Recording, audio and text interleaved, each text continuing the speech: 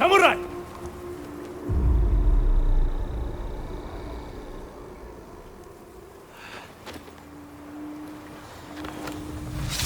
Chi unu door front!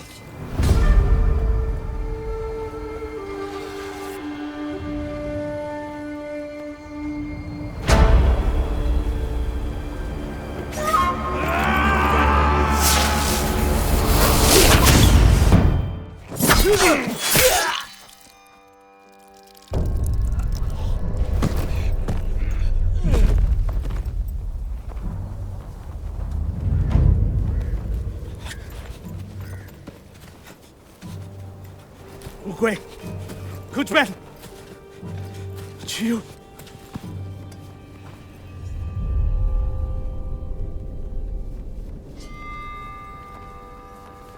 Tell him I'm coming. កិត្តិយសការលះបង់ជាមួយនឹងការសងសឹកទាំងអស់ហ្នឹងគឺកើតមានឡើងនៅលើកោះមួយដែលមានឈ្មោះថា Tsushima ទ័ពម៉ុងហ្គោលក៏បានចូលវាយលុកហើយសាមរ៉ាយក៏បានបរាជ័យប៉ុន្តែនៅមានសាមរ៉ាយម្នាក់នៅមានជីវិតហើយដើម្បីឈ្នះសង្គ្រាមនឹងបានគាត់ត្រូវតែផ្លាស់ប្ដូរហើយនេះគឺជាដំណើររឿងរបស់ Jin Sakai ដែលគាត់គឺជាសាមរ៉ាយម្នាក់បានផ្លាស់ប្ដូរក្លាយទៅជាអ្នកក្លាហានមួយដើម្បីជួយសង្គ្រោះប្រជាជនគាត់ដែលមានលាសនាមថាជាខ្មោចដំណើរសាច់រឿងមួយនេះគឺចាប់ផ្ដើមឡើងនៅឆ្នាំ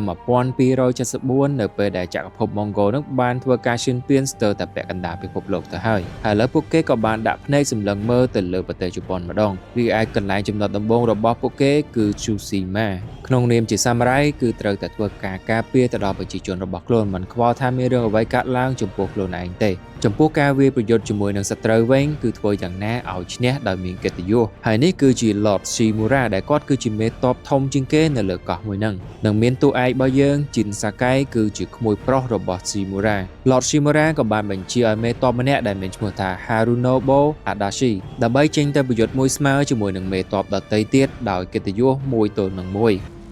Send your finest warrior to face me! Nada, Jinnida.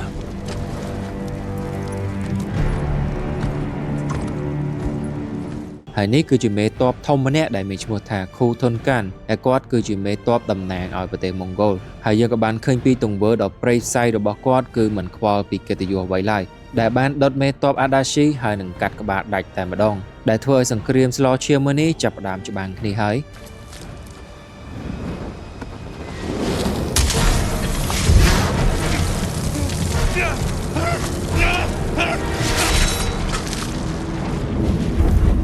Lord Shimura ជាមួយនឹង Jin Sakai ក៏បានចេញទៅច្បាំងហើយប៉ុន្តែសំណាងមិនល្អ Jin Sakai ក៏ត្រូវបានគ្រាប់រួញចាក់ទម្លុះ Kutonkan នេះមិនមែនត្រឹមតែជាមនុស្សដែលកាចសាហាវខុសខើប៉ុណ្ណោះទេគាត់គឺជាមនុស្សម្នាក់ដែលឆ្លាតគាត់បានដឹងច្បាស់អំពីទំនៀមទម្លាប់របស់សាមរ៉ាយហើយក៏បានដឹងច្បាស់អំពីការដឹកនាំនយោបាយរបស់ជប៉ុនផងដែរសូម្បីតែទំនៀមទម្លាប់អបិយជំនឿភាសាជប៉ុនក៏គាត់អាចនិយាយបានដែរចំណែកឯ Jin Sakai វិញគឺត្រូវបានទុកចោលស្លាប់នៅមួយកន្លែងនឹងឯងប៉ុន្តែការស្លាប់នេះគឺមិនមែនជាការបញ្ចប់របស់គាត់ទេវាទើបតែជាការចាប់ផ្ដើមតែប៉ុណ្ណោះ Jin ត្រូវបាននារីម្នាក់ដែលមានឈ្មោះថា Yuna ជួយសង្គ្រោះគាត់ឲ្យបានរស់ឡើងវិញនៅពេលដែល Jin Sakai បានដឹងខ្លួនឡើងវិញ Lord Shimura គឺត្រូវបាន Kutonkan នឹងចាប់បាត់ទៅហើយមិនយូរប៉ុន្មានជីនក៏បានដឹងខ្លួនថាគាត់ត្រូវបានជួយសង្គ្រោះដោយនារីម្នាក់ដែលអតីតកាលហ្នឹងគឺជាចៅរួចអីវ៉ាន់តែប៉ុណ្ណោះដែលទង្វើបែបនេះហើយគឺវាផ្ទុយពីសាមរ៉ាយទាំងស្រុងតែម្ដងយូណាក៏បានប្រាប់ទៅកាន់ជីនថាគាត់ជួយសង្គ្រោះជីនមិនមែនគឺគ្រាន់តែចង់ធ្វើល្អជាមួយជីនទេគឺគាត់មានបំណងរបស់គាត់អញ្ចឹងទីទៀតអ្នកនាងនឹងដឹងថាតើគាត់មានបំណងអ្វីហើយជីនក៏បានស្វែងរកឃើញឈុតសាមរ៉ាយរបស់គាត់ដែលត្រូវបានខ្ទេចខ្ទីអស់ខ្លះទៅហើយជាមួយនឹងដាវរបស់គាត់ដែលមកពី Clan Sakai នឹងឯងអញ្ចឹងឡើយហ្នឹងយើងក៏លេចមកមើលពីអតីតកាលរបស់ជីនតិចទៅថាហេតុអីបានគាត់មករស់នៅលើកោះមួយហ្នឹងហើយខ្លាចជាមេតបម្នាក់ម្ដាយរបស់ជីនបានស្លាប់បាត់បង់ជីវិតតាំងពីជីននៅវ័យក្មេងម្លេះប៉ុន្តែជីននៅតែមិនទាន់អាចទទួលយកបានហើយគិតថាការស្លាប់របស់ម្ដាយខ្លួនហ្នឹងគ្រាន់តែជាការកុហកតែប៉ុណ្ណោះអញ្ចឹងជីនក៏បានរត់ចូលទៅក្នុងព្រៃដើម្បីស្វែងរកម្ដាយរបស់ខ្លួនអស់រយៈពេលឡើង3ថ្ងៃនោះមិនទាន់ត្រឡប់មកវិញទេដូច្នេះឪពុករបស់ជីនដែលជាមេតបធំជាងគេមានឈ្មោះថា Kazumasu Sakai ក៏បានចេញទៅរកកូនរបស់ខ្លួនហើយគាត់ក៏បានស្វែងរកជីនឃើញហើយក៏បានជួយសង្គ្រោះកូនរបស់ខ្លួនបានប៉ុន្តែជាអកុសលឪពុករបស់ជីនក៏បានស្លាប់នៅក្នុងការជួយសង្គ្រោះកូនគាត់ចំណែកឯជីនវិញគឺបានត្រឹមតែមើលឪពុករបស់ខ្លួនត្រូវបានគេសម្លាប់តែប៉ុណ្ណោះ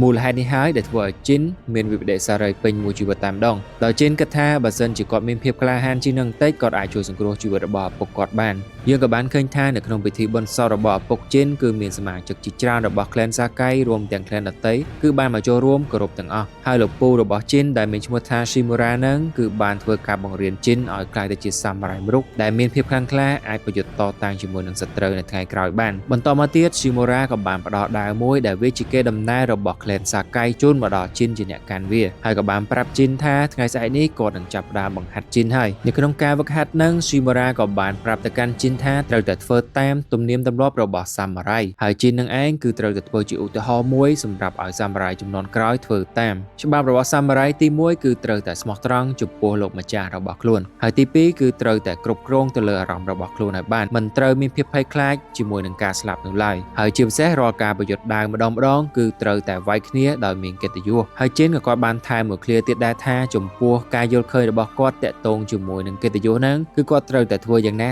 ការពារប្រជាជនរបស់គាត់ឲ្យបានហើយជាពិសេសហ្នឹងគឺប្រជាជនដែលមិនអាចមានលទ្ធភាពក្នុងការប្រយុទ្ធតតាំងវិញបានហើយយើងក៏បានឃើញឈុតមួយទៀតនៅពេលដែល Lord Shimura ជាមួយនឹងជីនកំពុងតែស្វែងរកខ្លាឃ្មុំធំហ្នឹងក៏ឃើញថាមានទិដ្ឋករមួយបានលបចេញមកធ្វើឃាតអ្នកទាំងពីរប៉ុន្តែ Lord Shimura ក៏បានគេចផុតនឹងជាឱកាសហ្នឹង Lord Shimura ក៏បានបង្រៀនទៅកាន់ជីនថាមានតែមនុស្សកំសាកតែប៉ុណ្ណោះដែលលួចចាក់គេពីក្រោយខ្នងបែបនេះចំពោះសាមរ៉ាយវិញគឺត្រូវតែវាយមួយទល់នឹងមួយពោពេញទៅដោយភាពក្លាហានការគោរពហើយជាពិសេសហ្នឹងគឺត្រូវតែមានភាពស្មោះត្រង់មិនត្រូវវាយឆ្មក់ពីក្រោយខ្នងនោះឡើយ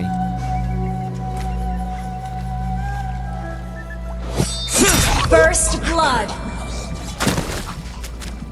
ចឹងហើយបានយើងឃើញថាជីនសពថ្ងៃនេះគឺជាសាមរ៉ាយមួយដែលពោពេញទៅដោយក្តីគោរពជាមួយនឹងភាពក្លាហានការពារប្រជារាស្ត្ររបស់ខ្លួនហើយជីនជាមួយនឹងយូណាក៏បានជិះសេះចេញទៅជួយសង្គ្រោះ Lord Shimura Collection of Kulna.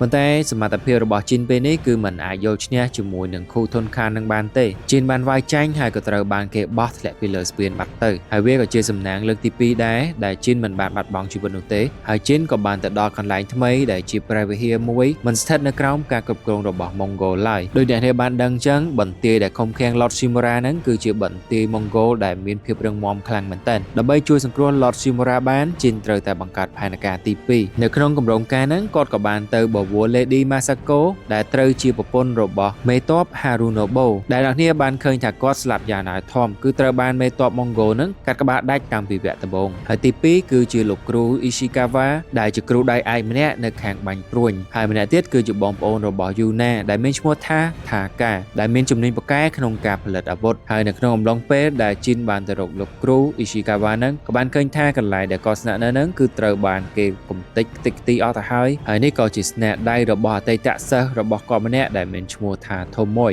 ដែលបានចាក់ចែងនឹងក្បត់លោកគ្រូរបស់ខ្លួនអញ្ចឹងជីនគឺត្រូវតែរកវិធីយ៉ាងណាជួយស្វែងរក Tomoy ឲ្យឃើញដើម្បីទទួលទោសកំហុសមួយនេះចំណែកឯ Lady Masako វិញក៏ដូចគ្នាដែរកន្លែងរបស់គាត់នេះគឺត្រូវបានខ្ទេចខ្ទីអស់ទៅហើយដោយសារតែមានមនុស្សមួយក្រុមមិនដឹងថាមានគំនុំអីមកពីមុនទេគឺបានចូលមកសម្លាប់ក្រុមគ្រួសារក៏ដូចជាកូនចៅទាំងអស់របស់ Lady Masako អញ្ចឹងគឺមានតែគាត់ម្នាក់ទេដែលនៅមានជីវិតរស់រានដើម្បីឲ្យ Lady Masako មកជួយខ្លួនបានជីនត្រូវតែស្វែងរកអ្នកណាដែលនៅពីក្រោយខ្នងរឿងនេះជាមុនសិនតាមពិតវាគឺជាប្អូនថ្លៃស្រីរបស់ខ្លួនដែលមានបំណងចង់ក្លាយជាមេ Clan Adachi នឹងតាំងពីយូរមកហើយជាឱកាសម៉ុងហ្គោលចូលវេលោក Lady Hana នឹងក៏បានខົບខិតជាមួយក្រុមចៅហើយក៏បានអនុវត្តផែនការមួយនេះទៅហើយកន្លែងនេះដែរអ្នកនេះអាចដឹងថាហេតុអីបាន Yuna នឹងជួយសង្គ្រោះជីវិតរបស់ជីនគឺដោយសារតែ Yuna ចង់ឲ្យជីននឹងចូលទៅជួយរំដោះបងប្រុសរបស់ខ្លួនចេញពីកណ្ដាប់ដៃរបស់ម៉ុងហ្គោលជីនក៏បានមកជួបជាមួយនឹង Yuna វិញហើយក៏បានជួបជាមួយនឹងបរិសម្នាក់ដែលជាតួអង្គថ្មីមានឈ្មោះថា Kenji គឺជាអ្នកលក់ស្រាម្នាក់ដ៏តាក់ទាញនិងប៉ាកែនិយាយបត់បែនផងដែរហើយម្យ៉ាងទៀតដែរ Kenji ជាមួយនឹង Yuna និង Taka ហ្នឹងគឺស្គាល់គ្នាតាំងពីយូរលង់ណាស់មកហើយដែលបងប្អូនទាំងពីរនាក់ហ្នឹងមានតួនាទីជាអ្នកតេស្ត្រានៅពេលយប់តិចទៅជីន Yuna ជាមួយនឹង Kenji ក៏បានចូលទៅជួយសង្គ្រោះ Taka ហើយកន្លែងនេះឯងគឺជាចំណុចចាប់ផ្ដើមមួយរបស់ជីនដែលបានប្រព្រឹត្តខុសផ្ទុយពីអ្វីដែលសាមរ៉ាយត្រូវធ្វើ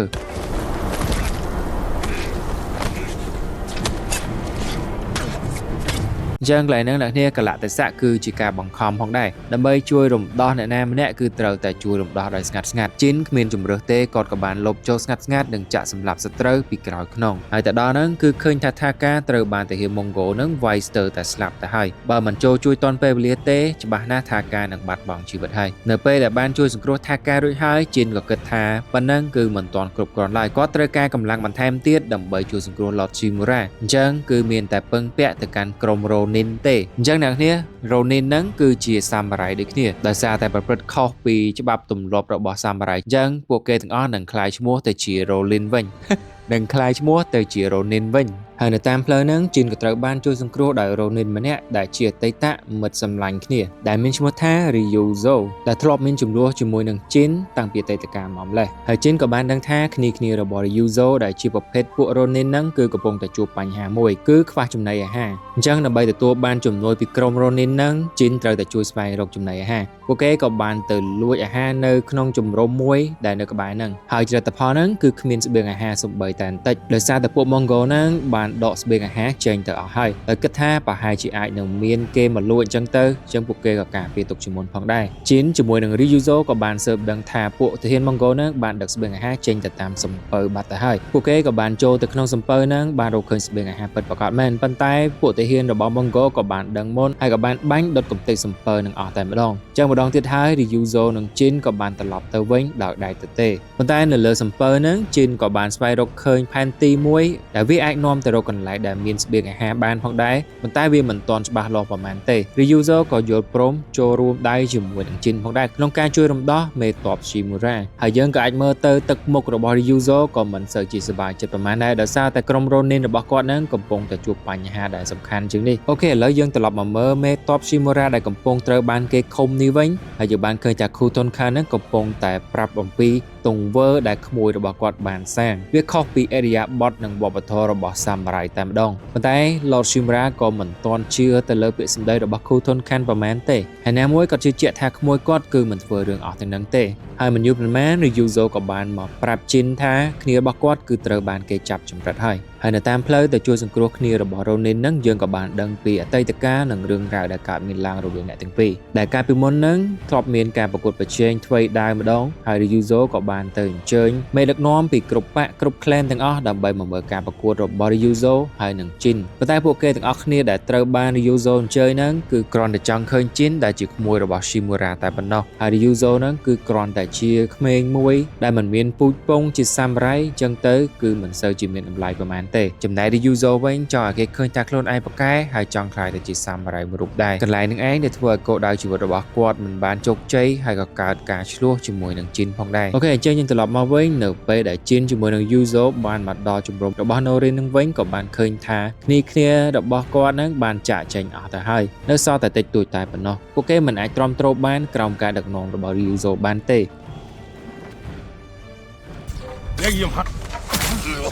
ជីននិង Ryuzo បានទៅជួយរំដោះក្រុម Ronin ហើយក៏បានដឹងថាសមាជិកក្រុមមួយចំនួនហ្នឹងបានចោះចូលជាមួយនឹងពួក Mongol បាត់ទៅហើយដោយសារតែពួក Mongol ហ្នឹងបានផ្ដល់អាហារឲ្យអូខេឥឡូវផែនការរបស់ជីនដែលប្រមូលគ្នាដើម្បីទៅជួយសង្គ្រោះលោកមេតប Shimura ហ្នឹងគឺបានសម្រេចហើយប៉ុន្តែដល់ថ្ងៃដែលត្រូវទៅជួយសង្គ្រោះហ្នឹងគឺមិនបានឃើញវត្តមានរបស់ Ryuzo ឡើយអញ្ចឹងមិនឲ្យខាត់ពេលឡើយជីនក៏បានចូលទៅជួយសង្គ្រោះដោយមិនមានវត្តមានរបស់ Ryuzo ប៉ុន្តែនៅពេលដែលជីនបានចូលជ្រៅទៅនៅក្នុងបន្ទាយដ៏ធំហ្នឹងក៏បានឃើញវត្តមានរបស់ Ryuzo នៅកន្លែងហ្នឹងដែរ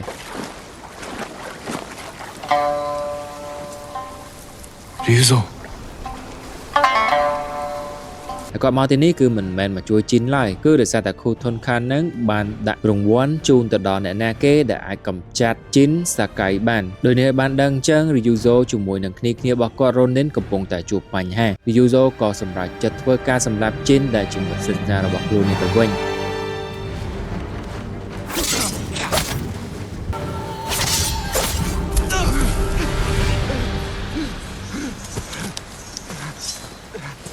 ជីនក៏បានយល់ឈ្នះទៅលើ Ryuzo បានហើយជីនក៏បានផ្ដល់ឱកាសជាលើកទី2ទៅដល់ Ryuzo ផងដែរដើម្បីឲ្យត្រឡប់មករួបរวมគ្នាវិញប៉ុន្តែ Ryuzo នៅតែបដិសេធចឹងចាប់ពីកន្លែងហ្នឹងទៅ Ryuzo ក៏ត្រូវបានគេចាត់ទុកថាជាជនក្បត់ហើយក៏គ្មានថ្ងៃអាចត្រឡប់វិលមកវិញបានដែរជីនក៏បានបន្តទៅជួយសង្គ្រោះ Lord Shimura បានសម្រេចប៉ុន្តែគូទុនខានហ្នឹងគឺមិននៅកន្លែងហ្នឹងទេដោយសារតែគាត់ចេញទៅទន្ទ្រានទឹកដីដែលនៅក្បែរហ្នឹងនៅពេលដែល Lord Shimura ត្រូវបានរំដោះចេញចឹងទៅ Jin Sakai ក៏បានប្រកាន់ទំនៀមទម្លាប់ជាសាមរ៉ាយវិញផងដែររីឯ Ryuzo វិញគឺខុសពីមុនឆ្ងាយណាស់ដោយសារតែគាត់ប្រឹងប្រែងដើម្បីរស់នៅក្រោមការដឹកនាំរបស់ Mongol ចឹងទៅ Ryuzo ក៏បានធ្វើការដុតសម្លាប់ប្រជាជនខ្លួនឯងដើម្បីគ្រាន់តែចំអែតកាពះហ្នឹង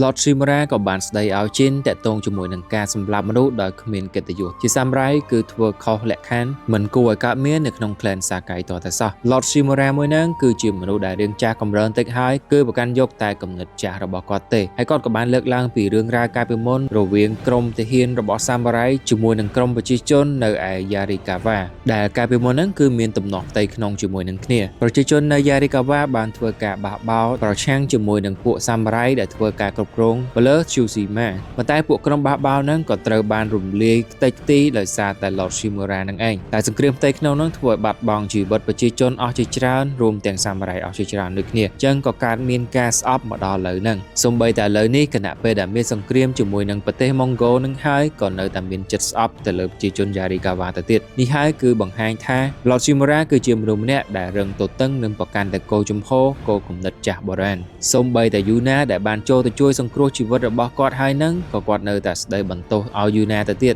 I know. I grew up there. Is that where you learned to steal? ចំណែកឯផែនការបន្តមកទៀតរបស់ Lord Shimura ជាមួយនឹង Jin Sakai គឺធ្វើយ៉ាងណាវាយដណ្ដើមយកបន្ទាយធំរបស់ខ្លួនត្រឡប់មកវិញហើយដើម្បីធ្វើបានគឺត្រូវការជំនួយខ្លាំងជាងមុនទៅទៀតគឺត្រូវស្វែងរកជំនួយពីប្រជាជននៅ Yarikawa នឹងឯងនិងមួយទៀតជំនួយដ៏ធំគឺក្រុមទាហានរបស់ព្រះចៅអធិរាជជប៉ុនតែម្ដងការងារសំខាន់របស់ Jin ពេលនេះគឺមាន3ធំដែលទី1គឺធ្វើយ៉ាងណាដើម្បីសុំជំនួយពីប្រជាជន Yarikawa ឲ្យបានហើយទី2ធ្វើការផ្ញើសារសុំជំនួយទៅកាន់ព្រះចៅអធិរាជជប៉ុននិងទី3ស្វែងរកឈុតសម្លៀកបំពាក់សម្រាប់ច្បាំងរបស់ Clan Sakai ខ្លួនត្រឡប់មកវិញអញ្ចឹងដើម្បីផ្ញើសារទៅសុំជំនួយប្រជាអធិរាជបានជីនក៏បានមកជួបបរិមម្នាក់ដែលជាអ្នកមានឯកទេសខ្ពស់នៅក្នុងការធ្វើដំណើរលើផ្ទៃសមុទ្រហើយគាត់មានឈ្មោះថា Goro ហើយដើម្បីចាក់ចេញពីលើកោះនេះបានពួកគេត្រូវតែរៀបគម្រោងការហើយក្នុងគម្រោងការហ្នឹងជីនជាមួយនឹង Lord Shimura នឹងធ្វើការបំបែកដែនធ្វើយ៉ាងណាឲ្យក្រុមទាហានរបស់ Mongol ទាំងអស់ងាកមកមើលពួកគាត់ចំណែកឯ Goro គឺជាឱកាសហ្នឹងអាចធ្វើការចេញទុកបាន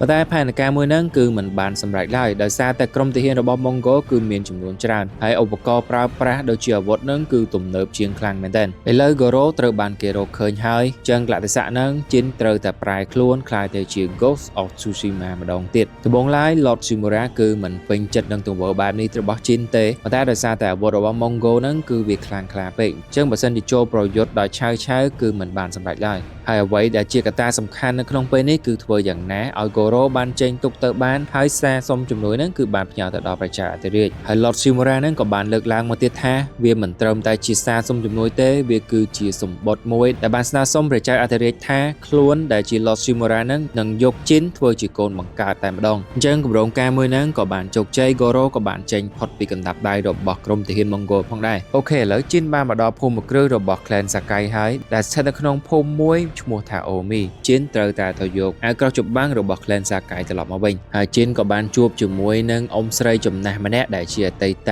អ្នកបម្រើនៅក្នុងផ្ទះគាត់នឹងឈ្មោះថា Yuriko ហើយដើម្បីការពារទ្រព្យដ៏មានតម្លៃរបស់ Clan Sakai នឹង Yuriko ក៏បានយកអាវក្រោះនឹងយកទៅលាក់ទុកបាត់ទៅហើយជីនក៏អាចយកវាមកបានប៉ុន្តែ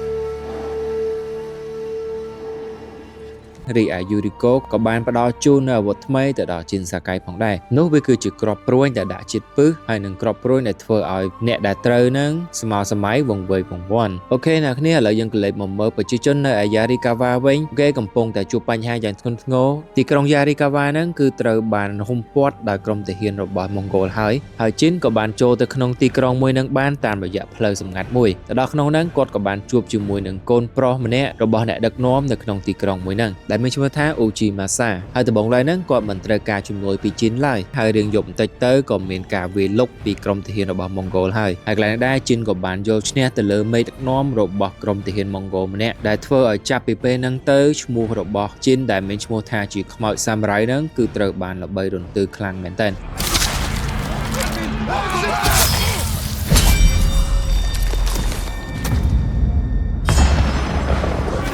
Invaders! Look at your general! Run! This will be your fate! People of Yarikawa, hunt every Mongol to the last man. Spare no one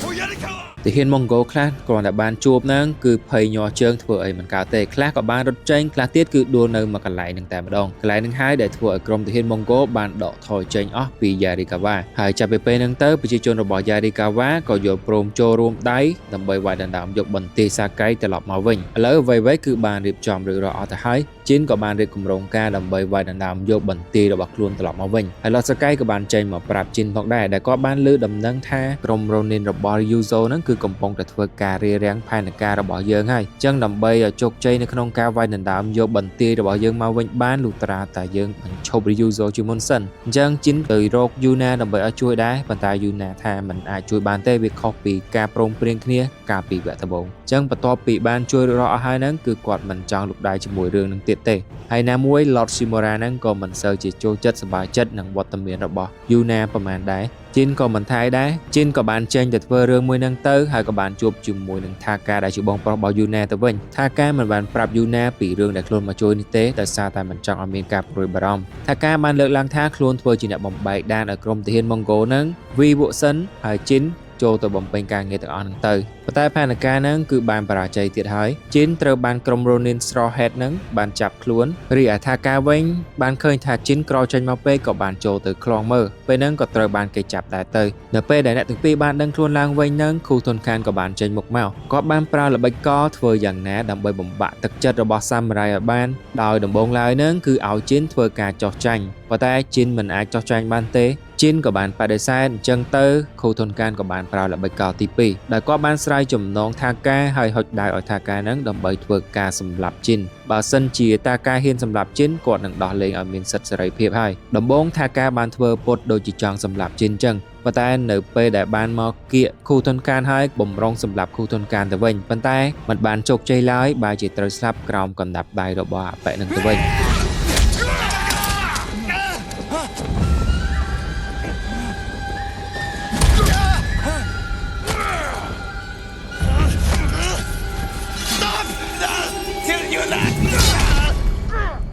ប៉ុន្តែប៉ុណ្ណោះក៏បានបញ្ឈឺ Jin ដោយបានកាត់ក្បាល Taka យកមកបង្ហាញទៀតហើយកន្លែងហ្នឹងឯងគឺជាការឈឺចាប់បំផុតដែល admin បានលេងហ្គេមដែរឃើញកន្លែងហ្នឹងអស់លេងតែម្ដងកន្លែងហ្នឹងដែរ Jin ក៏មានវិបដិសារីយ៉ាងខ្លាំងដែរបើសិនជាកន្លែងហ្នឹងគាត់ចោះចាញ់គាត់នឹងអាចជួយជីវិតរបស់ Taka ដែលជាមិត្តរបស់គាត់បានហើយមិនយូរប៉ុន្មានគាត់ក៏អាចស្រាយចំណងខ្លួនឯងបានក៏បានវាយបកជាមួយនឹងក្រុម Ronin ហើយនៅពេលដែល Jin ចេញមកដល់ខ្លោងទ្វារខាងមុខហ្នឹងក៏បានឃើញវត្តមានរបស់ Yuna នៅកន្លែងហ្នឹងផងដែរហើយ Yuna មិនបានឃើញបងប្រុសរបស់ខ្លួនហ្នឹងនៅជាមួយនឹង Jin ទេអញ្ចឹង Yuna ក៏បានចេញទៅស្វែងរកទៅឃើញថាសាកសពរបស់បងប្រុសខ្លួនហ្នឹងដាច់ក្បាលបាត់ទៅហើយ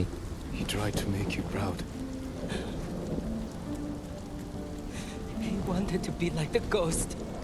Yuna ជាមួយ Jin ក៏បានរៀបចំកប់សពរបស់ Taka រួចហើយមកក៏ចាប់ផ្ដើមគម្រោងការរបស់ Jin ទៅដែលធ្វើការវាយលុកដណ្ដើមយកបន្ទាយរបស់ខ្លួនត្រឡប់មកវិញប៉ុន្តែម្ដងនេះគឺធ្វើតាមរបៀបបែប Samurai វិញដោយសារ Lord Shimura នឹងមិនចង់ឲ្យ Jin នឹងធ្វើតាមអ្វីដែលខុសពីច្បាប់ទម្លាប់ Samurai នោះទេអញ្ចឹងម្ដងហ្នឹងគឺបន្ថយខ្លាំងមែនទែន ការវាយបកលើកនេះគឺវាយបកតាមទ្វារមុខតែម្ដងដែលដោយអ្នកបានដឹងចឹងជាទូទៅទ្វារមុខគឺវាតែងតែមានភាពរឹងមាំនិងមានការការពារយ៉ាងខ្លាំងដោយសារតែមូលហេតុនឹងឯងជីនក៏សម្រេចចិត្តប្រើប្រាស់ថ្នាំពិសដើម្បីសម្លាប់ទាហានរបស់ម៉ុងហ្គោលហើយគណៈពេលនឹងដែរ Lord Shimura ក៏បានចូលមកទាន់បានឃើញថាជីនធ្វើខុសពីច្បាប់ទម្លាប់របស់សាមរ៉ាយទៀតហើយមិនត្រឹមតែប៉ុណ្ណោះជីនក៏បានសម្លាប់សត្រូវនឹងពីក្រោយខ្នងទៀតពួកម៉ុងហ្គោលក៏បានដកថយបន្តិចទៅប៉ុន្តែក៏បានប្រើប្រាស់ឧបាយកលមួយដែរគឺបានដាក់រំសេវទៅលើខ្នងសេះឲ្យបោលទៅដើម្បីបំផ្ទុះស្ពាននឹងតែម្ដងហើយយើងក៏បានឃើញថាមានសាមរ៉ាយជាច្រើនបានបាត់បង់ជីវិត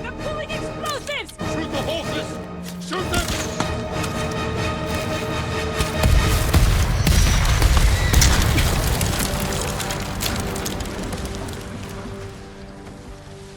ជីនក៏មិនសូវជាសប្បាយចិត្តជាមួយនឹងយុទ្ធសាស្ត្ររបស់ Lord Shimura ប្រហែលទេដោយសារវាពិតជាមានកិត្តិយសមែនប៉ុន្តែវាពិតជាបថុយបឋានខ្លាំងមែនទែន Lord Shimura ក៏បានបញ្ជាឲ្យក្រុមទាហាននឹងធ្វើការសាងសង់ស្ពាននឹងឲ្យរួចហើយនឹងសម្រុកចូលទៅតាមទ្វារមុខនឹងដដែលវាពិតជាយុទ្ធសាស្ត្រមួយដ៏ល្ងង់ខ្លៅមែនទែនឃើញដូច្នេះទៅជីនក៏បានស្នើសុំទៅ Lord Shimura ថាទុកឲ្យគាត់ជាអ្នកធ្វើរឿងនឹងវិញដោយគាត់ធ្វើការលបចូលស្ងាត់និងប្រើប្រាស់ពិសដើម្បីសម្លាប់ក្រុមទាហានរបស់ម៉ុងហ្គោលវិញហើយវាពិតជាមធ្យោបាយមួយដែលមានប្រសិទ្ធភាពកន្លែងហ្នឹងដែរអ្នកទាំងពីរក៏បានតឹងសរសៃកដាក់គ្នាមែនទែនស្ថានភាពគឺពិតជាតានតឹងដោយម្នាក់ចង់ស្លាប់ដោយមានភាពកិត្តិយសនិងម្នាក់ទៀតចង់ធ្វើអ្វីដែលវាត្រឹមត្រូវ Khan deserves to suffer.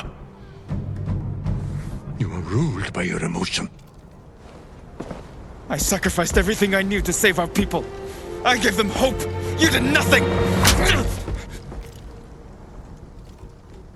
បន្ទាប់ពីឆ្លោះប្រកែកគ្នាហើយនឹងជីនក៏សុខចិត្តប្រើយុទ្ធសាស្ត្ររបស់ខ្លួនវិញបានដាក់ថ្នាំពិសបំពុលក្រុមទាហានរបស់ម៉ុងហ្គោលនឹងហើយជីនក៏បានឈ្មោះសម្ដៅទៅរក Khu Thon Khan ប៉ុន្តែបែរជាជួបមិត្តសម្លាញ់របស់គាត់ Ryuzo ទៅវិញអញ្ចឹងអ្នកទាំងពីរក៏បានធ្វើការប្រយុទ្ធគ្នាម្ដងទៀតហើយលើកនេះគឺជីនបានសម្លាប់ Ryuzo តាមបែបសាមរ៉ៃដែលស្លាប់ដោយមានកិត្តិយស Goodbye, Ryuzo.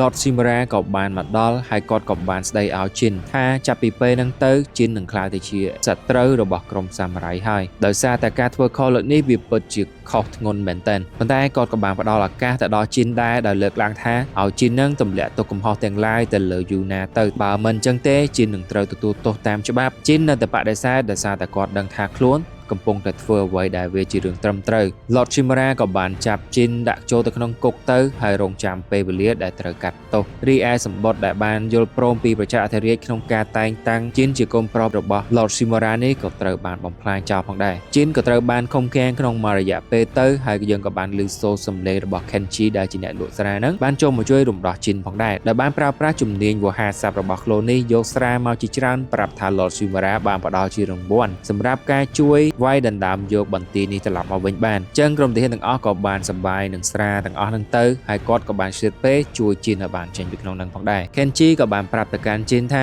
យូណាជាមួយនឹងមិត្តភក្តិដទៃទៀតហ្នឹងគឺកំពុងតែរងចាំជីនហើយក៏មានវិធីសាស្ត្រក្នុងការកម្ចាត់ Khu Thon Khan ចេញពីក្នុងប្រទេសជប៉ុននឹងបានដែរប៉ុន្តែវាសួយអីនៅពេលដែលជីនកំពុងតែធ្វើការរត់ចេញហ្នឹងក៏ត្រូវបានគ្រាប់ព្រួញចាក់ទម្លុះទាំងជីនទាំងសេះដែលត្រូវរបួសទាំងពីរនាក់ធ្វើឲ្យដួលនៅពាក់កណ្ដាលផ្លូវ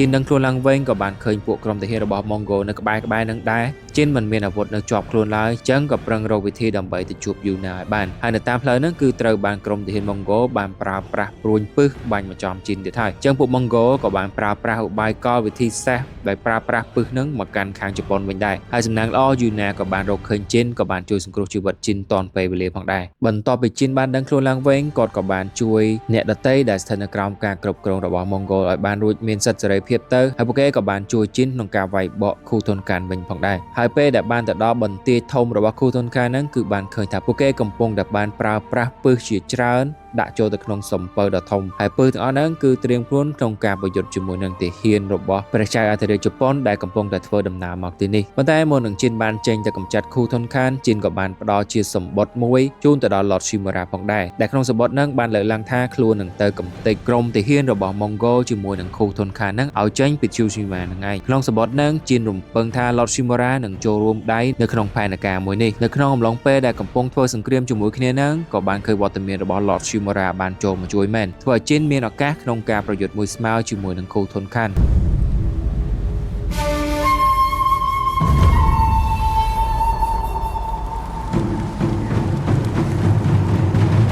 ជីនបានប្រយុទ្ធឈ្នះទៅលើ Khotun Khan នឹងដែរហើយក៏បានធ្វើឲ្យ Khotun Khan នឹងមានរបួសគួរសមដែរប៉ុន្តែ Khotun Khan ក៏បានប្រើប្រាស់ល្បិចកលដ៏ថោកទាបមួយហើយក៏បានគេចឡើងលើទូកដើម្បីជម្លៀសខ្លួនចេញទៅប៉ុន្តែទោះជាយ៉ាងណាក៏នៅតែមិនអាចគេចផុតពីកណ្ដាប់ដៃរបស់ជីនទេជីនក៏អាចតាមមកទាន់ហើយក៏បានប្រយុទ្ធគ្នានៅលើទូកម្ដងទៀតទៅហើយលើកនេះជីនក៏បានធ្វើការសម្លាប់ Khotun Khan បានសម្រេច Khotun Khan ក៏បានលើកឡើងថាទោះជាគាត់ស្លាប់មែនប្រជាជនជប៉ុននឹងចងចាំឈ្មោះរបស់គាត់ជានិច្ចនិងភាពឈឺផ្សានឹងការជិះជាន់របស់ទាហានម៉ុងហ្គោលប៉ុន្តែជីនបានបដិសេធហើយក៏បានលើកឡើងមកវិញថាឈ្មោះរបស់ Khotun Khan នេះគឺមិនមាននរណាគេចងចាំទេហើយផ្ទុយមកវិញគេនឹងចងចាំថា Ghost of Tsushima គឺជាវីរបុរសតែមួយគត់ដែលអាចកម្ចាត់ Khotun Khan បាន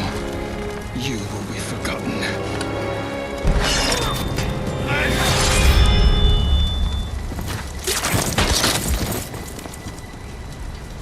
ហើយឈុតចុងក្រោយ Lord Shimura ក៏បានណាត់ជីនឲ្យមកកន្លែងដែលកប់សពឪពុករបស់ខ្លួន Lord Shimura ក៏បាននិយាយថា Clan Sakai នឹងត្រូវបានរំសាយចោលហើយនឹងមានក្រុមសាមរ៉ៃមកពី Clan ផ្សេងមកជំនួសនៅទីនេះវិញ Lord Shimura បានទទួលសារពីប្រជាអធិរាជថាជីន Sakai គឺជាមនុស្សដែលក្បត់ប្រទេសជាតិហើយអញ្ចឹង Lord Shimura គឺជាមនុស្សម្នាក់គត់ដែលត្រូវតែកាត់ក្បាលជីន Sakai ឲ្យបានហើយនេះគឺជាការដាក់ទណ្ឌកម្មនិងពិន័យទៅដល់ Lord Shimura អ្នកទាំងពីរក៏បានសរសេរសម្បត្តិផ្ដាំនឹងពាក្យពេចន៍ដែលចង់និយាយរៀងៗខ្លួននៅក្នុងសម្បត្តិហ្នឹងទៅបើអ្នកណាស្លាប់ម្នាក់ទៀតនឹងយកសម្បត្តិហ្នឹងមកអានហើយក៏បានប្រយុទ្ធគ្នាក្នុងរូបភាពជាសាមរ៉ៃ